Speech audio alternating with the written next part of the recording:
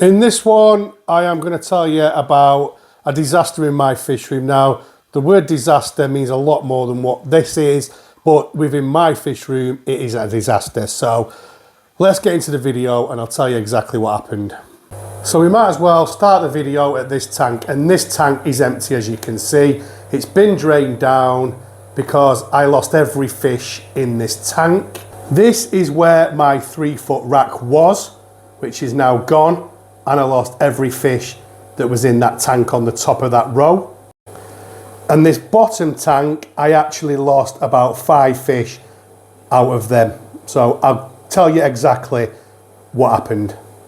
Okay, so I lost quite a lot of fish. As you've just seen, I've showed you that we've got an empty tank, a tank that's gone, and a tank that's had a few fish wipe out. So I lost my extra spear, I lost my Briodori, my male Leonsi, my Paracuteri, my male Spilarus, my 5 JDs, my L190, BM Plecos, and probably more. I just can't think at this point, but I lost a big amount of fish. So what happened was I did 3 water changes on those 3 tanks, right? And at first it didn't dawn upon me. But over 3 days, I was just getting a wipeout. So one tank went, then another tank went, and then half of that little one I just showed you went. And I think it was Bill from Bill's Sickler Room said to me, is it something to do with your water changes? And then it clicked in my head. I've done water changes on those 3 tanks. So I started to do a bit of investigation. First thing I did was check my emails, and I did find an email saying that they were doing maintenance in the area. And obviously, I've not seen that email, but it didn't really go into detail as to what it was they were doing. So I went and asked a few people. So I know someone who works in the industry, and he said, it sounds to me like they may have done a chemical flush. Also told me all the chemicals that they put in the water when they do that, and that's quite scary, to be honest with you. I also have a friend of mine, John, who keeps plecos, and he lost quite a lot of his plecos at the same time as well. And I have been speaking to quite a few people who are having problems in this area. Well, when I say this area, in the northwest, I've spoke to a few people since this happened. So, yeah, listen, honestly, I'm not gonna dwell on it, because actually I could sit here and kick off and all those things. But I didn't read my emails, so the first thing I've done is put notifications on my emails because I didn't have that on, so I won't miss any emails. I must admit, the emails they don't go into detail. However, I think it was this time last year I got the same email and I didn't do water changes. So if I'd have read the email, I probably wouldn't have done the water changes. So I am going to take ownership of that.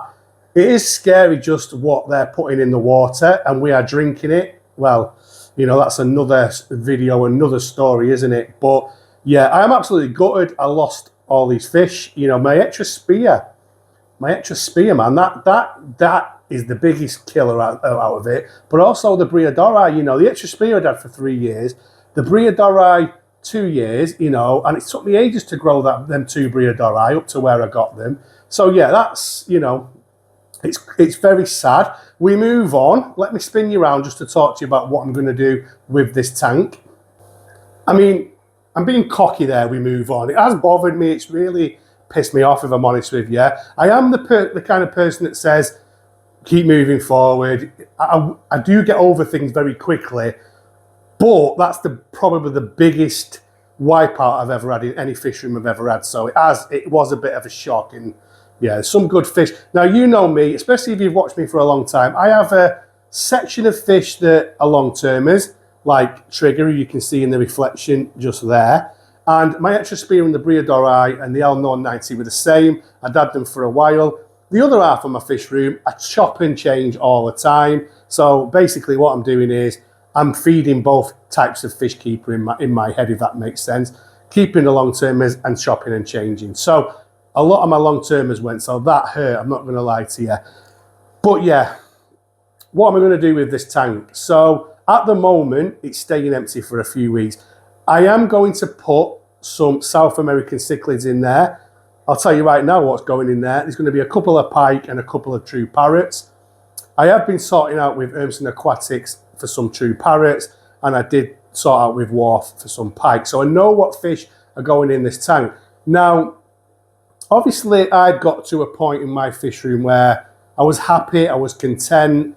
I didn't really want to change anything because I was going down that road of, you know what, I've built it, now enjoy it. But now this has happened, it's changed. One thing I am doing, I am having the stand extra strengthened. So my father-in-law is going to come and put some more strength on it because in that area there, it's not the strongest, we don't believe. This tank is a 5x18x24 tank. I'm thinking of maybe filling the stand with a 7x2x2. I am going over to Premier Aquatics in a few weeks to do a shop tour, and I probably will have a chat just to get a price, see how much it would cost to get a 7x2x2. The pike cichlids that are going in this tank will need probably in the very long term a 7x2x2. Just a quick note on why the 3-foot rack's not there. What happened was, obviously, I lost the fish, and then I had the snails. I lost the snails that were on the bottom tank as well, so there was no fish in it. It was a very old tank, as you know. It was the blue background. It wasn't the best tank. The stand was always in that corner supposed to be temporary.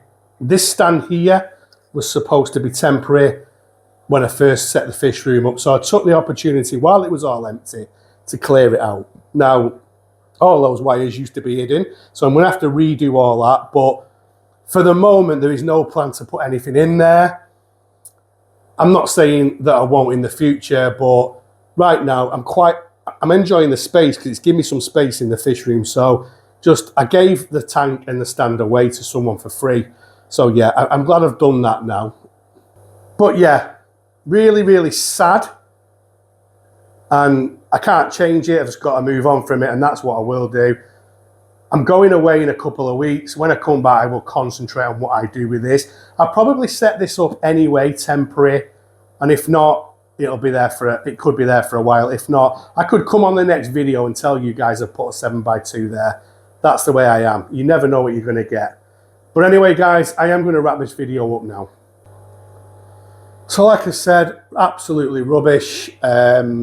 And there is learnings in it. I think the learnings for me, like I said, would be to have notifications on my email, which I've done, and also install an HMA filter, because I've never done that in 30 odd years of fish keeping, and you stick to what you know. Like I said, I've never had this happen before, so I'll probably or definitely invest in an HMA filter.